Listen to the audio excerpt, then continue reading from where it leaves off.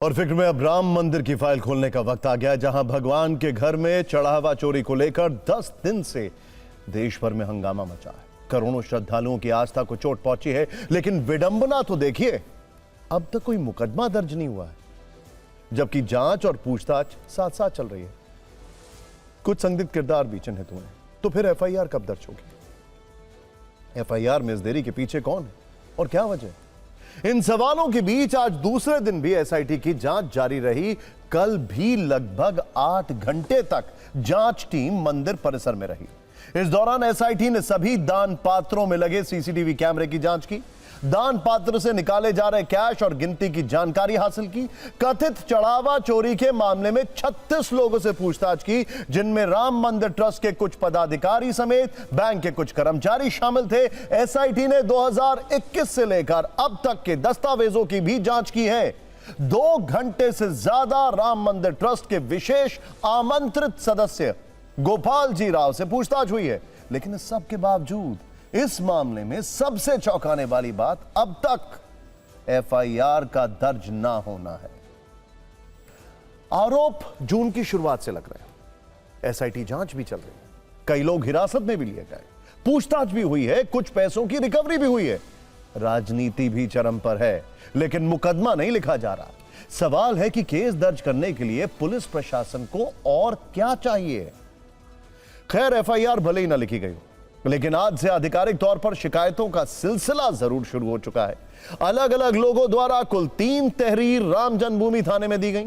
UP youth Congress के उपाध्यक्ष शरद शुक्ला, राम मंदिर आंदोलन से जुड़े रहे संतोष दुबे और करणी सेना ने शिकायत की, जिनमें एफआईआर दर्ज करने की मांग है।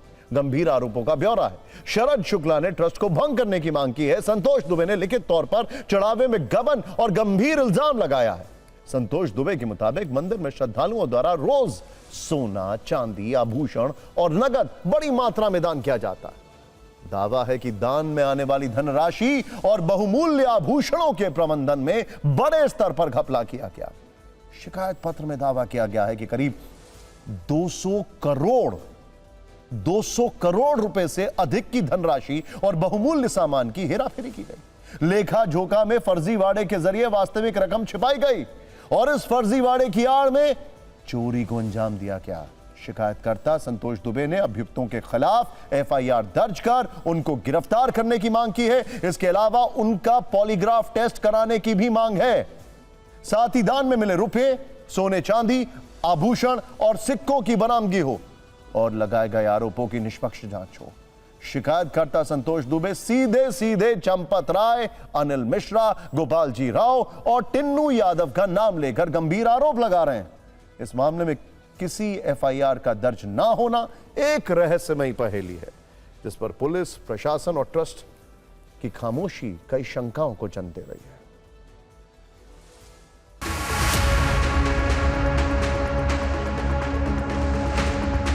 हमारी और आपकी कानूनी एफआईआर तो संविधान वाली है, वो तो अलग विषय है, लेकिन जो भाईवान की एफआईआर लिखी जाएगी उसका क्या करोगे आप? हमारे पास तो बहुत आधार है, बहुत सबूत है। वो बता दें कि उनके पास चोरी न करने का क्या आधार है। संतोष जी, आपको एसआईटी पर भरोसा नहीं? आप पुलिस में? बिल्कुल नहीं है। एसआईटी पर इसलिए भरोसा नहीं, राम जन्मभूमि के एक प्रकरण पर 22 में एसआईटी की गठित हुई थी और जांच हुई, कुछ परिणाम नहीं आया तक। मैं कह रहा हूँ ये चारों सातिर चोर हैं। किन किन का नाम ले रहे हैं आप? चंपत राय चोर, चोर नंबर 1, चोर नंबर 2 गोपाल राव, चोर नंबर 3 3rd क्लास का चोर अनिल मिश्रा, 4th क्लास का एम्प्लाई और चोर टिन्नू यादव, ये चारों चोर हैं। 89 से 90 के बीच में प्राण प्रतिष्ठित रामशिलाएं अयोध्या लाई गई। जो मिट्टी की रामशिलाएं थी 125 करोड़, वो तो रखी है, लेकिन जो सोने, चांदी, हीरे, जवाहरात, मणिमाणिक्यों की लगभग 1250 रामशिलाएं थी, वो 2002 तक तो रही। उनको मैंने देखा 2002 के बाद वो सारी रामशिलाएं चोरी हो गई। हाँ, और उन रामशिलाओं का चोर कोई और नहीं है, इसी ट्रस्ट का महासचिव है जिसने चोरी की। इनके खिलाफ तत्काल उत्तर प्रदेश पुलिस और योगी जी मुकदमा दर्ज कराओ, पहले इनकी गिरफ्तारी हो। अगर ये लोग जेल नहीं जाएंगे तो जांच को प्रभावित करेंगे। एसआईटी नहीं, सीबीआई से जांच करा लो, डिस्टर्ब कर देंगे। ये लोग सब पहुंच वाले आदमी हैं। पूरे प्रकरण को 9 दिन होने वाले हैं, लेकिन ट्रस्ट के द्वारा अभी तक कोई भी तहरीर पुलिस को नहीं दी गई। ये कहीं ना कहीं ट्रस्ट की जो नीयत है उस पर सवाल उठाता है। इस मामले में सबसे ज्यादा सवाल उठ रहे हैं रामशंकर यादव उर्फ टिन्नू पर। टीवी 9 भारतवर्ष पर पहली बार टिन्नू यादव ने सफाई दी, कहा कि चंपत राय का करीबी होने के कारण टारगेट किया जा रहा है। मैं अपनी संपत्ति का ब्यौरा देने को तैयार हूं। बैंक और ट्रस्ट के सदस्य दान पात्र खुलवाते थे, मैंने कोई चोरी नहीं की है, हर तरह की जांच को तैयार हूं। रामशंकर यादव और टिन्नू ने हमें फोन पर जो कुछ भी कहा आपको जरूर सुनना चाहिए। और आपको चंपत जी के इतने करीबियों में क्यों गिना जा रहा है, जो भी चीजें हैं? जो टारगेट किया जा रहा है केवल, और कोई बात नहीं है।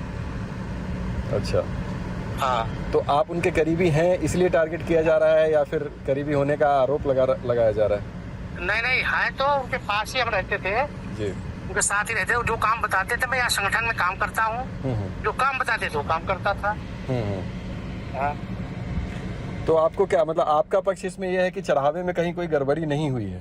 कोई हमारे से कोई बात नहीं है उसमें।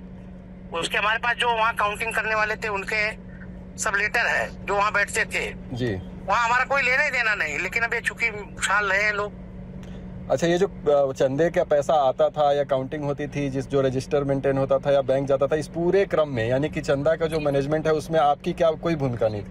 नहीं, मेरी कोई, वो जो आता था वो डोनेशन, उसका वो डोनेशन बॉक्स खुलता था, बैंक के लोग आते थे, ट्रस्ट के लोग आते थे, खुलवाते थे, ले जाके कमरे में काउंटिंग होती थी। एसआईटी ने क्या आपसे भी पूछताछ की है कुछ? अभी कर रहे हैं, लोग कर रहे हैं। आपको नहीं बुलाया गया अब तक? अभी नहीं। लेकिन अगर आपसे पूछताछ हो, जांच में आप तो शामिल? बिल्कुल सहयोग करेंगे, बिल्कुल करेंगे भाई।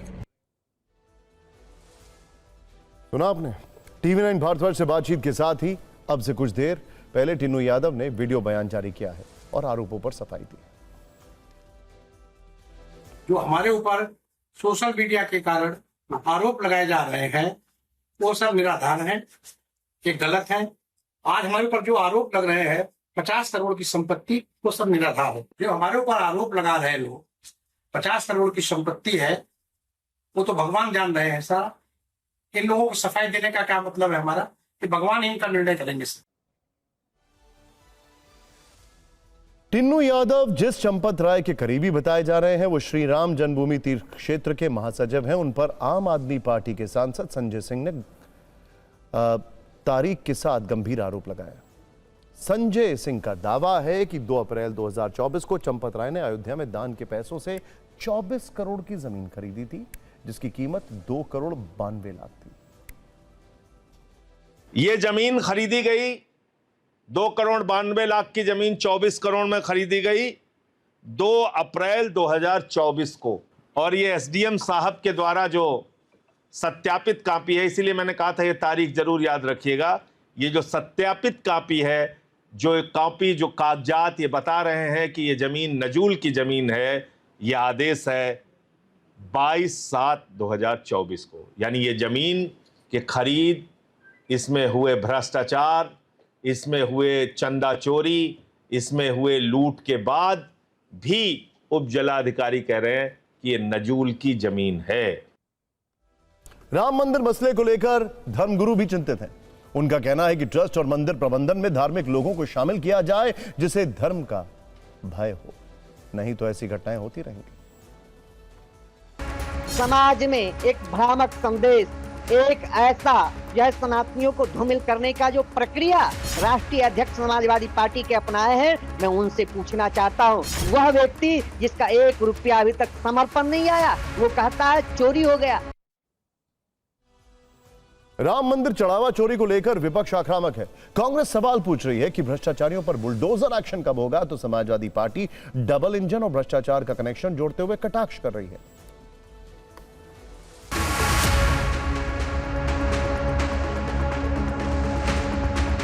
जिस प्रदेश में नौकरी रोजगार के लिए आईआईटी बनना था, वहाँ एसआईटी बन रही है। इन अधिकारियों की एसआईटी कौन कराएगा? और उस समय जब चढ़ावे को लेकर बहुत चिंता है, उस समय आप दान कर रहे हैं, आप एक दूसरे से मिलकर के सहयोग लेकर के भंडारा करा रहे हैं।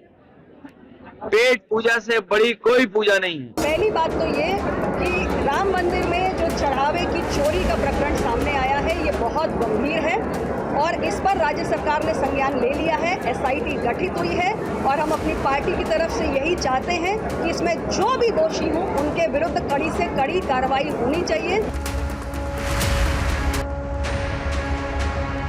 ये लगभग 200 करोड़ तो दिख रहा है, मुझे लगता है काफी बड़ी तादाद में वहां पर संगठित लूट हुई है। संगठित कि ये पूरी तरीके से केवल और केवल एक खानापूर्ति की गई है।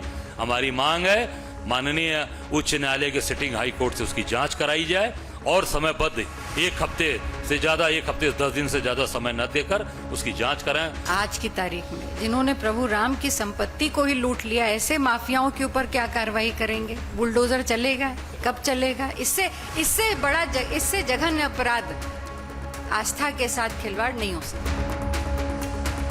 इस देश के करोड़ों लोगों के आस्थावान प्रभु श्री राम के प्रति जो आस्था रखते हैं उनके चढ़ावे का मामला कि माननीय उच्चतम न्यायालय जिसका एक गौरवशाली इतिहास है और उनके द्वारा गठित टीम के द्वारा ही निष्पक्ष और स्वतंत्र जांच हो पाई। राम मंदिर में चढ़ावा चोरी आज सुर्खियों में, लेकिन जहां तक भ्रष्टाचार के आरोपों की बात है तो यह मुद्दा 2021 से उठता रहा है। राम मंदिर निर्माण के दौरान जब जमीन अधिग्रहण हो रहा था तब भी हेराफेरी और घोटाले की खबरें आई थी। 2021-22 में देश भर में इन आरोपों की चर्चा थी। आम आदमी पार्टी और समाजवादी पार्टी ने सस्ती जमीन ज्यादा कीमत में खरीदने का इल्जाम ट्रस्ट पर लगाया था। इसमें 2 जमीनों की खरीद बिक्री का मामला था। पहला मामला अयोध्या के बाग बिजैसी गांव का था, जहां आरोप लगा कि 1.208 हेक्टेयर जमीन सुल्तान अंसारी और रवि मोहन तिवारी नामक व्यक्तियों ने 2 करोड़ रुपए में खरीदी। इसके ठीक 5 से 10 मिनट बाद वही जमीन राम मंदिर ट्रस्ट को 18.5 करोड़ रुपए में बेच दी गई। नेताओं का सवाल था कि महज कुछ मिनटों में जमीन की कीमत 16.5 करोड़ रुपए कैसे बढ़ सकती है। दूसरा मामला अयोध्या मेयर के एक रिश्तेदार दीप नारायण उपाध्याय से जुड़ा था। फरवरी 2021 में एक जमीन 20 लाख रुपए में खरीदी थी, जिसे मई 2021 में ट्रस्ट को 2.5 करोड़ रुपए में बेच दिया गया। हालांकि ट्रस्ट ने दोनों मामलों में सफाई देते हुए कहा था कि 2 करोड़ रुपए का सौदा पुराने एग्रीमेंट पर आधारित था, जबकि 18.5 करोड़ रुपए में खरीदी गई जमीन की कीमत उस समय के बाजार भाव से भी कम थी। पूरा भुगतान आरटीजीएस के जरिए हुआ और प्रक्रिया पूरी तरह पारदर्शी रही। कुल मिलाकर राम मंदिर के निर्माण में जमीन अधिग्रहण से लेकर निर्माण के दौरान और अब जड़ावे तक में घोटाले के आरोप लग चुके हैं, जो रामलला के भक्तों को परेशान कर रहे हैं। देखिए, अगर फिक्र के लेंस से देखें तो बड़ा सवाल यह है कि जिन अधिकारियों और पदाधिकारियों की निगरानी में पूरा सिस्टम चलता रहा, क्या उनकी भूमिका की निष्पक्ष पड़ताल किए बिना सच्चाई सामने आ पाएगी? ट्रस्ट के महासचिव चंपत राय सहित अन्य प्रमुख पदाधिकारियों की जिम्मेदारियों को लेकर भी चर्चा तेज है। प्रश्न यह है कि अगर जानकारी थी तो कार्रवाई क्यों नहीं हुई, और अगर जानकारी नहीं थी तो निगरानी व्यवस्था पर सवाल उठाना स्वाभाविक है। सूत्रों के अनुसार जांच एजेंसियों के सामने सबसे बड़ी चुनौती केवल रकम का पता लगाना नहीं है, बल्कि पूरे सिस्टम और जवाबदेही की चेन को समझने की भी होगी।